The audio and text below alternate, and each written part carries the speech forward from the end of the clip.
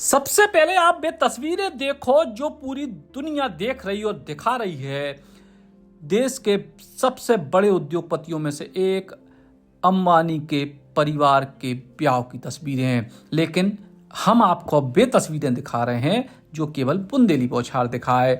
आप देखो दुल्हन की बैलगाड़ी से विदाई। जी हाँ, दुल्हैया भी बैलगाड़ी से, बाराती भी बैलगाड़ी से, और ये ब्याह की हर तरफ चर्चा है। काय के फिलहाल तो देश में चर्चा है 72 करोड़ रुपया के डांस की जो अंबानी परिवार के ब्याह में भाव, फिल्मी सितारों के डांस की जो अंबानी परिवार के ब्याह में भाव। लेकिन एक दौर में एक अनोखा ब्याह देखने को मिले उत्तर प्रदेश के झांसी जिला में। इतने दूल्हा अपनी दुल्हैया की विदाई खिलाने बैलगाड़ी लेके पहुंचे, जो देख के दुल्हैया भी हैरान रह गई। विदाई के टाइम तो रो रही थी, लेकिन जब बैलगाड़ी पे सवार हुई तो उसके चेहरा पे भी मुस्कान आ गई। दूल्हा दुल्हन नहीं बल्कि पूरी बारात बैलगाड़ी से घरे लौटी।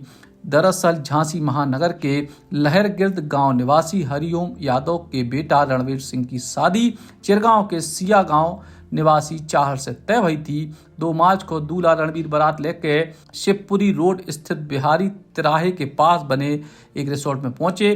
रात में जयमाला की रस्म भई। सवेरे विदाई को टेम आओ, गाड़ी बुलावे के लाने कही गई। सो दूल्हे को परिवार अचानक से रंग बिरंगे कपड़ा फूल मालाओं से सजी बैलगाड़ी लेके पहुंच गए, जो देख के दुल्हन भी खुश हो गई और उनके परिवार के लोग भी खुश हो गए। आप संपन्न व्यक्तित्व हैं जी, और आप हेलीकॉप्टर से भी अपने बच्चे की विदाई करा सकते थे, तो बैलगाड़ी क्यों आपने अपनाई? देखिए बैलगाड़ी हमारी परंपरा है, हेलीकॉप्टर हमारी परंपरा नहीं है। और बैलगाड़ी का उद्देश्य विदा कराने का मेरा इतना है कि जो आज गौ माता मारी मारी फिर रही है, इसी बहाने से हम अपने गौ माता को पालें, नंदी को पालें। जो हमारी पुरानी परंपरा थी, संस्कृति थी, वो यही थी कि बैलगाड़ी में विदा हुआ करती थी। तो दोनों ही चीज़ें हैं कि इसकी हमारी पुरानी संस्कृति को प्रोत्साहन मिले और जो गौ माता हमें मारी मारी फिर रही, इसी बहाने लोग अपने घरों में गौ माता को पाले। दूसरा, आपके इस चैनल के माध्यम से मैं एक और मैसेज देना चाहता हूँ कि हमसे गलती हुई कि हम लोगों ने यहाँ बफर सिस्टम रखा। आगे से हम प्रयास करेंगे कि हमारे परिवार में, हमारे क्षेत्र में कहीं पर भी फंक्शन हो, वहाँ हम बिठाल कर पत्तल पे खाना खिलाएं। क्योंकि जितना अन्न फिकता है ना, जितना हम लोग खाते नहीं उससे ज़्यादा फिक जाता है। जो फिकता है, अगर वही खाना बचा के हम गरीबों को खिला दें तो कम से कम किसी गरीब का एक टाइम का पेट भरेगा और वो तुम्हें दुआएं देगा।